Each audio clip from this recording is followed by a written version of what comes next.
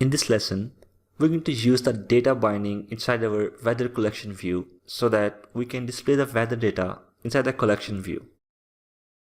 Okay, in the weather page, we'll see three controls inside the collection view: the image and two labels. In the JSON beautifier, we can see that in order to get the image, we'll choose weather of 0 index and then we'll pick the icon property. But in our model class, we have used the custom icon. So we are going to bind this custom icon with our image control. So what we're going to do is, we'll go to the weather page and there let's bind the source of this image with the weather of 0 index dot custom icon.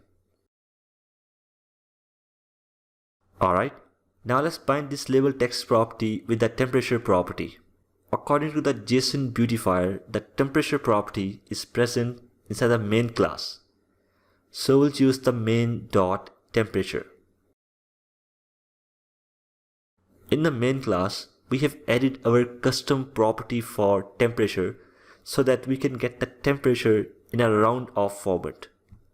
So we'll bind this label text with the main.temperature property. Alright, similarly, we'll bind this second label with the date property. Now in the JSON beautifier, we'll see a date in the Unix time format. And we need to convert this into human readable date format. So in the models folder, let's go to this list class. And there we have this property named dt. Well, we need another property of string type which will be used to convert our Unix time to UTC time. So before adding the property, let's go to the NuGet package and there we'll search this package for converting Unix time to UTC time. Alright, we're going to install this NuGet package. Now once we'll install this NuGet package, then we'll add a property of type string and name it datetime.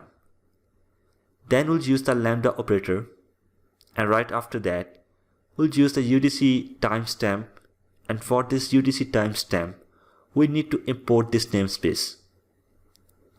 Okay, now with this UTC timestamp we'll pick this method convert to UTC, and this method will take the date in Unix format. So we'll pass this dt here. Alright, now this line will convert our Unix time to UTC time. Okay, now if you don't want to use this NuGet package for converting the Unix time, then you can simply use this code to convert the Unix time to UTC time. I'll attach this code snippet along with this video. Okay, now let's go to the weather page and there let's bind the text property of this label with the date time, because the dt or date time is a direct child of the list. So we don't need anything before the date time, just like we did earlier with the image and temperature, because the image and temperature are not present inside the list class, but the date time is present inside the list class, so we'll directly pass it here. Alright, now it's time to run this application. Once we'll run this application, then we'll see this weather page, and at the bottom of this page we'll see a collection view with the weather data. That's all from this lesson. Now I'll see you in the next one.